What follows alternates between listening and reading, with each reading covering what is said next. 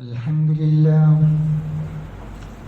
لله نحمده ونستعينه ونؤمن به ونتوكل عليه وأعوذ بالله من شرور أنفسنا ومن سيئات أعمالنا من يهده الله فلا مضل له ومن يضلل فلا هادي له وأشهد أن لا إله إلا الله وحده لا شريك له وأشهد أن محمدا عبده ورسوله أرسله بالهدى ودين الحق ليظهره على الدين كله ولو كره المشركون اللهم صل على محمد وعلى آل محمد كما صليت على إبراهيم وعلى آل إبراهيم اللهم بارك على محمد وعلى آل محمد كما باركت على إبراهيم وعلى آل إبراهيم إنك حميد مجيد أعوذ بالله من الشيطان الرجيم بسم الله الرحمن الرحيم يا أيها الذين آمنوا اتقوا الله حق تقاته ولا تموتن إلا وأنتم مسلمون بسم الله الرحمن الرحيم لا أقسم بهذا البلد وأنت حل بهذا البلد ووالد وما ولد لقد خلقنا الإنسان في كبد أيحسب أن لن يقدر عليه أحد يقول أهلكت مالا لبدا أيحسب أن لم يره أحد. ബഹുമാന്യരെ, അള്ളാഹുവെ സൂക്ഷിച്ച് ജീവിക്കണേ എന്ന് എന്നെയും നിങ്ങളെയും ഉണർത്തുകയാണ്. റഹ്മാനായ നാഥൻ്റെ പൊരുത്തത്തിലും തൃപ്തിയിലും ജീവിച്ചു മരിക്കുന്ന മുഅ്മിനുകളിലും മുത്തഖികളിലും അള്ളാഹു നമ്മെ എല്ലാവരെയും ഉൾപ്പെടുത്തുമാറാകട്ടെ. സൂറത്തു ബലദിലെ ഏതാനും ആയത്തുകളാണ് നമ്മൾ കേട്ടത്. ഈ വിശുദ്ധ വചനം നമ്മെ പഠിപ്പിക്കുന്നത് എന്താണ്? അള്ളാഹു പറയുന്നത് ലാ ഉഖ്സിമു ബിഹാദൽ ബലദ്, ഈ രാജ്യത്തെ കൊണ്ട് സത്യം ചെയ്ത് പറയുന്നു. അതായത് മക്ക രാജ്യത്തെ സത്യം ചെയ്തുകൊണ്ട് പറയുന്നു, വഅന്ത ഹില്ലും ബിഹാദൽ ബലദ്, നീയാകട്ടെ ഈ രാജ്യത്തെ നിവാസിയാണ് താനും, ഈ രാജ്യത്ത് താമസിക്കേണ്ടവനാണ് നീ. വവാലിദിൻ വമാ വലദ്, ജനയിതാവിനെയും അവൻ ജനിപ്പിക്കുന്നതിനെയും തന്നെയാണ് സത്യം.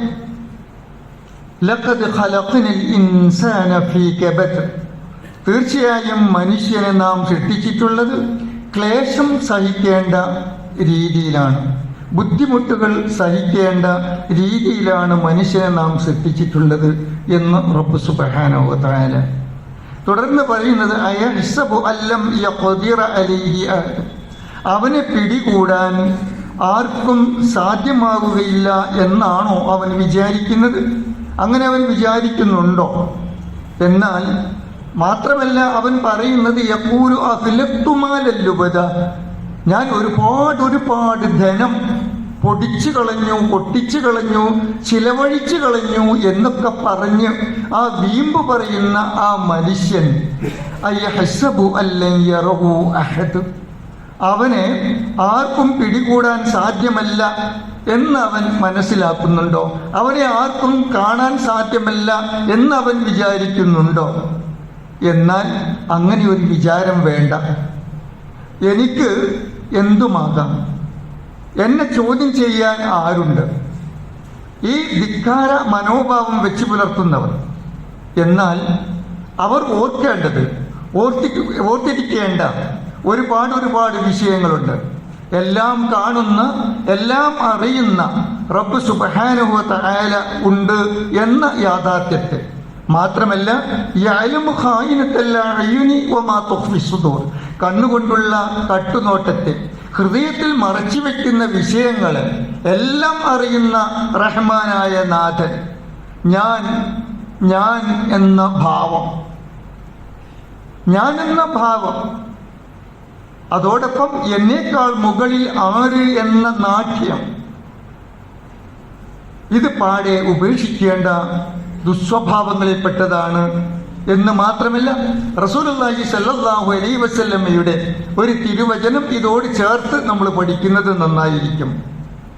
മൻ സമ്മഅ സമ്മഅ അല്ലാഹു ബിഹി വമൻ റഅ യുറാ അല്ലാഹു ബിഹി. വല്ലവനും കീർത്തി ലക്ഷ്യം വെച്ച് പ്രവർത്തിച്ചാൽ അല്ലാഹു അവനെ അപകീർത്തിപ്പെടുത്തും. കീർത്തി ലക്ഷ്യം വെച്ചുകൊണ്ട് ഞാൻ എന്തോ ഒരു സംഭവമാണ്, അത് ജനങ്ങളെല്ലാം അറിയണം, കാണണം, എന്നെ സംബന്ധിച്ച് നന്മ പറയണം എന്നൊക്കെ വിചാരിച്ച് പ്രവർത്തിക്കുന്ന ആളുകളെ സംബന്ധിച്ച് അള്ളാഹു പറയുന്നത്, വല്ലവനും ജനം കാണാൻ, ജനത്തെ കാണിക്കാൻ കർമ്മങ്ങൾ ചെയ്താൽ അവൻ ഉദ്ദേശിക്കാത്ത, കൊതിക്കാത്ത, ആഗ്രഹിക്കാത്ത കാര്യം അള്ളാഹു അവന് കാണിച്ചു കൊടുക്കും. അപ്രകാരം മൻ സമ്മഅ അന്നാസ ബിഅമലിഹി സമ്മഅ അല്ലാഹു ബിഹി ഇസ്മാഅ ഖൽഖിഹി വഹഖറഹു വസഗ്വറഹു എന്ന് റസൂൽ തിരുമേനി സല്ലല്ലാഹു അലൈഹി വസല്ലമ തന്റെ കർമ്മം മൂലം ജനങ്ങൾക്കിടയിൽ കീർത്തി പരത്താൻ ഉദ്ദേശിച്ചാൽ അവനെ ജനങ്ങളുടെ കാതുകളിൽ അല്ലാഹു സുബ്ഹാനഹു വ തആല അപകീർത്തിപ്പെടുത്തുന്ന പറയുന്നത്.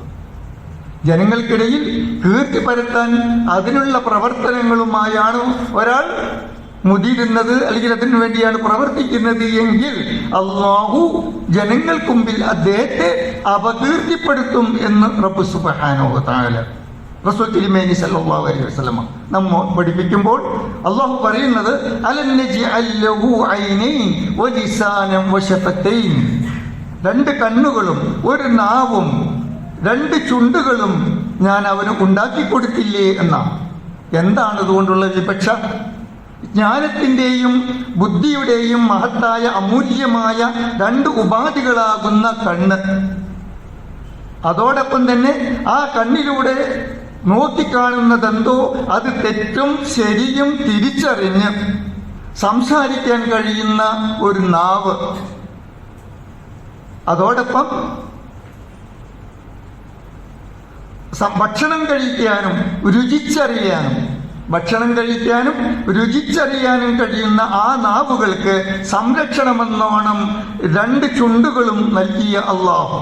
എന്നിട്ട് അല്ലാഹു തുടർന്ന് പറയുന്നത് വഹദൈനാഹുൻ നജ്ദൈൻ എന്ന്. എന്താണ്? മനുഷ്യന് മുന്നിൽ തെളിഞ്ഞു കാണുമാറ് ഉയരത്തിലുള്ള പൊങ്ങി നിൽക്കുന്ന രണ്ട് വഴികൾ അവന് നാം കാണിച്ചു കൊടുത്തു എന്നാണ്. മനുഷ്യന് പൊങ്ങിക്കാണുന്ന ഉയരത്തിലുള്ള രണ്ട് വഴികൾ അല്ലാഹു തആല കാണിച്ചു കൊടുത്തിട്ടുണ്ട്. ആ രണ്ട് വഴികൾ എന്താണ്? അതാണ് ഇനി നമ്മൾ ചർച്ച ചെയ്യാനുള്ളത്. ആ വഴികളിലൂടെയാണ് നമ്മൾ സഞ്ചരിക്കേണ്ടത്. റസൂലുള്ളാഹി സ്വല്ലല്ലാഹു അലൈഹി വസല്ലം പറഞ്ഞു, യബ്ന ആദം, ഏ ആദമിന്റെ മകനെ, ഖദ് അൻഅംതു അലൈക നിഅമൻ ഇവാമ, ഒരുപാട് മഹത്തായ അനുഗ്രഹങ്ങൾ നിനക്ക് നൽകിയിട്ടുണ്ട്, നിനക്ക് ചൊരിഞ്ഞു തന്നിട്ടുണ്ട്. ലാ തുഴ്സ അദദഹ, അതിനെ ക്ലിപ്തപ്പെടുത്താൻ എനിക്ക് സാധ്യമല്ല, എണ്ണി തിട്ടപ്പെടുത്താൻ എനിക്ക് സാധ്യമല്ല. അതിന് മാത്രമുള്ള അനുഗ്രഹങ്ങൾ നിനക്ക് നൽകിയിട്ടുണ്ട്. വലാ തുതീഖു ശുക്രഹ, അതിന് നന്ദി അർപ്പിക്കാനും നിനക്ക് സാധ്യമല്ല.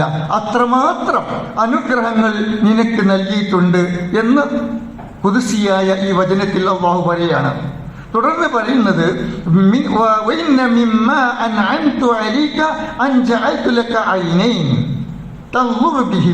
നിനക്ക് രണ്ട് കണ്ണ് തന്നു. ആ രണ്ട് കണ്ണുകൊണ്ട് നീ എല്ലാം നോക്കിക്കാണുന്നു. ഈ ലോകത്തെ നോക്കിക്കാണുന്നു, ഈ ലോകത്തെ സർവ്വചരാചരങ്ങളെ നോക്കിക്കാണുന്നു. അതോടൊപ്പം അതിലൂടെ നീ മനസ്സിലാക്കേണ്ട പാഠങ്ങൾ എന്താണോ അത് നീ മനസ്സിലാക്കിയിരിക്കണമെന്ന് മാത്രമല്ല, ആ കണ്ണിന് രണ്ട് മൂടി തന്നിട്ടുണ്ട്. കൺപോളകളാകുന്ന രണ്ട് മൂടി ആ കണ്ണിന് തന്നിട്ടുണ്ട്. അതുകൊണ്ട് തന്നെ അനുവദനീയമായതിലേക്ക് മാത്രം നീ നോക്കുക, ഒരിക്കലും ഹറാമിലേക്ക് നിന്റെ ദൃഷ്ടി പോകരുത് എന്ന് റബ്ബ് സുബ്ഹാനഹു വ തആല ഈ ഖുദ്സിയായ വചനത്തിലൂടെ നമ്മെ പഠിപ്പിക്കുക. സഹോദരങ്ങളെ, എന്നിട്ട് തുടർന്ന് പറയുന്നത് നിഷിദ്ധമായവ നീ കണ്ടു കഴിഞ്ഞാൽ ആ രണ്ട് കണ്ണുകളെ നീ അടച്ചുകൊള്ളുക. ആ കണ്ണുകളെ നീ അടച്ചുകൊള്ളുക. പിന്നീട് അള്ളാഹു നമുക്ക് നൽകിയ ഏറ്റവും മഹത്തായ അനുഗ്രഹങ്ങളിൽപ്പെട്ട ഒരനുഗ്രഹമാണ് നമുക്ക് നൽകിയ നാവ്.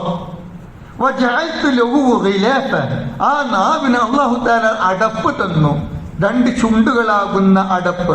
അതുകൊണ്ട് നിന്നോട് എന്താണോ കൽപ്പിച്ചത് ആ കൽപ്പിച്ച കാര്യങ്ങളെ നീ സംസാരിക്കാവൂ, അതിനപ്പുറം നീ പോകരുത്. മാത്രമല്ല അനുവദനീയമായതും നിന്നോട് കൽപ്പിച്ചതും മാത്രമേ നീ സംസാരിക്കാവൂ.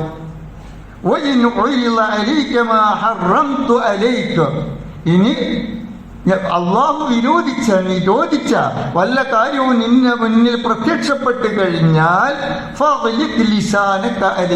നിന്റെ നാവിനെ നീ അടച്ചു പൂട്ടിക്കൊള്ളുക. നിന്റെ നാവിനെ നീ അടച്ചു പൂട്ടിക്കൊള്ളുക. അപ്പോൾ അള്ളാഹു നിരോധിച്ചത് വല്ലതുമാണെങ്കിൽ അതുമായി ബന്ധപ്പെട്ട് നീ സംസാരിക്കാതിരിക്കുക എന്നർത്ഥം. കഴിഞ്ഞില്ല. തുടർന്ന് പറയുന്നത് നിനക്ക് ഗുഹ്യാവയവം നൽകി, അതിന് മറയും നൽകി. അതിനൊരു മറയുണ്ട്. അതായത് എങ്ങനെ ഉപയോഗപ്പെടുത്തണം, എങ്ങനെ ഉപയോഗപ്പെടുത്തിക്കൂടാ എന്ന് മാത്രമല്ല, അതൊരിക്കലും തന്നെ പുറത്ത് കാണാൻ പാടില്ലാത്ത അവയവങ്ങളാണ് എന്നതുകൊണ്ട് തന്നെ അള്ളാഹു നമുക്ക് വസ്ത്രം നിർബന്ധമാക്കുകയും ചെയ്തു. അതുകൊണ്ട് അനുവദനീയമായ കാര്യങ്ങളിൽ മാത്രം അവ നീ ഉപയോഗപ്പെടുത്തണേ എന്ന് റബ്ബ് സുബ്ഹാനഹു വ തആല. ഇനി നിഷിദ്ധമായവ ആ ഒരു അവസ്ഥയിൽ നീ കണ്ടാൽ, നിനക്ക് അനുഭവപ്പെട്ടാൽ നിന്റെ ഉടുമുണ്ട് നീ താഴ്ത്തിയിടുക എന്ന് തിരുമേനി അല്ലാഹു സുബ്ഹാനഹു വ തആല അവന്റെ വിശുദ്ധമായ ഖുദ്സിയായ വചനത്തിലൂടെ നമ്മെ പഠിപ്പിക്കുന്നു. അതുകൊണ്ട് യബ്ന ആദം, ഏ ആദമിന്റെ മകന്, ഇന്നക ലാ തഹ്മിൽ സുഖ്തി, എന്റെ കോപം. ഇവിടെയാണ് നമ്മൾ അടിവരയിട്ട് മനസ്സിലാക്കേണ്ടത്. യബ്ന ആദം, ഏ ആദമിന്റെ മകന്, ഇന്നക ലാ തഹ്മിൽ സുഖ്തി, എന്റെ കോപം, എന്റെ ഈർഷ്യം, എന്റെ വെറുപ്പ്, അത് താങ്ങാൻ നിനക്ക് സാധ്യമല്ല കേട്ടോ. അത് താങ്ങാൻ നിനക്ക് സാധ്യമല്ല. വലാ തുതീഖു ഇന്തിഖാമി, എന്റെ പ്രതികാര നടപടികൾ അത് സഹിക്കാനും നിനക്ക് സാധ്യമല്ല എന്ന് നീ മനസ്സിലാക്കണം എന്ന് റബ്ബ് സുബ്ഹാനഹു വ തആല നമ്മളോട് മുന്നറിയിപ്പ് നൽകുകയാണ്. അതുകൊണ്ട് തന്നെ നമുക്ക് പറയാനുള്ളത്, അല്ലാഹു സുബ്ഹാനഹു വ തആലയുടെ ഈ വചനത്തെ നമ്മളെല്ലാവരും ഉൾക്കൊണ്ടുകൊണ്ട് ഇന്നാ ഖലഖനൽ ഇൻസാന മിൻ നുത്ഫത്തിൻ അംശാജിൻ നബ്തലീഹി ഫജഅൽനാഹു സമീഅൻ ബസ്ീറാ ഇന്നാ ഹദൈനാഹു സബീല ഇമ്മാ ശാകിറൻ വ ഇമ്മാ കഫൂറാ. നാം മനുഷ്യനെ ഒരു മിശ്രിത ശുക്ലത്തിൽ നിന്നും സൃഷ്ടിച്ചിരിക്കുന്നു. സ്ത്രീ പുരുഷ മിശ്രിത ശുക്ലത്തിൽ നിന്നും മനുഷ്യനെ സൃഷ്ടിച്ചിരിക്കുന്നു. അവനെ പരീക്ഷിക്കുന്നതിന് വേണ്ടി, നമ്മെ പരീക്ഷിക്കുന്നതിന് വേണ്ടി. ഈ ആവശ്യാർത്ഥമാണ് നാം അവനെ കേൾക്കുന്നവനും അതോടൊപ്പം കാണുന്നവനുമാക്കി സൃഷ്ടിച്ചിരിക്കുന്നത്. അപ്പോൾ നമ്മുടെ കേൾവിയും നമ്മുടെ കാഴ്ചയും ഏത് മാർഗത്തിൽ എങ്ങനെ ഉപയോഗപ്പെടുത്തണം എന്നുകൂടി നാം മനസ്സിലാക്കണം ബഹുമാന്യരെ. അതുകൊണ്ട് തന്നെ തുടർന്ന് ഈ സൂറത്ത് ബലദിലെ തൊട്ടടുത്ത ആയത്ത് നമ്മെ പഠിപ്പിക്കുന്നത് ഫലഖ്തഹമൽ അഖബ, എന്നിട്ട് ആ മലമ്പാതയിൽ തള്ളിക്കടക്കാൻ നിനക്ക് സാധ്യമായില്ല. ആ മലമ്പാതയിൽ തള്ളിക്കടക്കാൻ നിനക്ക് സാധ്യമായില്ല. പ്രയാസകരമായ പാതയിലൂടെ സഞ്ചരിക്കാൻ, അള്ളാഹുവിന്റെ വിധിവിലക്കുകളെ സ്വീകരിച്ച് ഈ ഭൂമിയിൽ ജീവിക്കാൻ നിനക്ക് സാധ്യമായില്ല. അള്ളാഹുവിന്റെ പാതയിൽ സഞ്ചരിക്കുമ്പോൾ ഒരുപാട് ബുദ്ധിമുട്ടുകളും പ്രയാസങ്ങളും സഹിക്കേണ്ടതായിട്ടുണ്ട്. മനസ്സും ശരീരവും കൊതിക്കുന്നതും ആഗ്രഹിക്കുന്നതും സാധ്യമാക്കാൻ കഴിയാതെ വരും. അത് സാധ്യമാക്കാൻ, അത് നേടിയെടുക്കാൻ നമുക്ക് സാധ്യമാകാതെ വരും. അള്ളാഹുവിന്റെ വിധിവിലക്കുകൾ ജീവിതത്തിൽ പകർത്തുമ്പോൾ പല ആസ്വാദനങ്ങളും നാം ത്യജിക്കേണ്ടി വരും, പല ആഗ്രഹങ്ങളും നാം ഉപേക്ഷിക്കേണ്ടി വരും.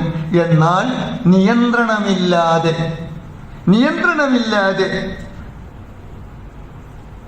കടിഞ്ഞാണില്ലാതെ മനസ്സിന്റെ തേട്ടങ്ങൾക്ക് പിന്നാലെ സഞ്ചരിച്ചാൽ മനുഷ്യൻ ആരായിത്തീരും? അധമരിൽ അധമനായിത്തീരും, വൃത്തികെട്ടവരിൽ ഏറെ വൃത്തികെട്ടവനായിത്തീരും, പാപക്കുഴിയിൽ അവൻ ചാടിപ്പോകും എന്ന പാഠം ഞാനും നിങ്ങളും ഒരുപോലെ മനസ്സിലാക്കുക. തുടർന്ന് അല്ലാഹു തആല ചോദിക്കുന്നത് വമാ അദ്റാക മൽ അഖബ, ആ മലമ്പാത എന്നാൽ എന്താണെന്ന് നിനക്കറിയുമോ എന്ന. മലമ്പാത എന്നാൽ എന്താണ് എന്ന് നിനക്കറിയുമോ? ഫക്കു റഖബ, അടിമയെ മോചിപ്പിക്കുക. അള്ളാഹു പറയുന്നത് അടിമയെ മോചിപ്പിക്കുക എന്നാണ് ആ മലമ്പാത എന്നതുകൊണ്ട് ഉദ്ദേശിക്കുന്നത്. പട്ടിണിയുള്ള നാളിൽ കുടുംബ ബന്ധമുള്ള ഒരനാഥയ്ക്കോ കടുത്ത ദാരിദ്ര്യമുള്ള ഒരു സാധുവിനോ ഭക്ഷണം കൊടുക്കുകയോ അവന് തീറ്റിപ്പോറ്റുകയോ ചെയ്യുക, അല്ലെങ്കിൽ അവന് വേണ്ട ആവശ്യങ്ങൾ നിർവഹിച്ചു കൊടുക്കുകയോ ചെയ്യുക എന്നതാണ് അതുകൊണ്ട് ഉദ്ദേശിക്കുന്നത് എന്ന് ഖാല റസൂലുള്ളാഹി സ്വല്ലല്ലാഹു അലൈഹി വസല്ലം.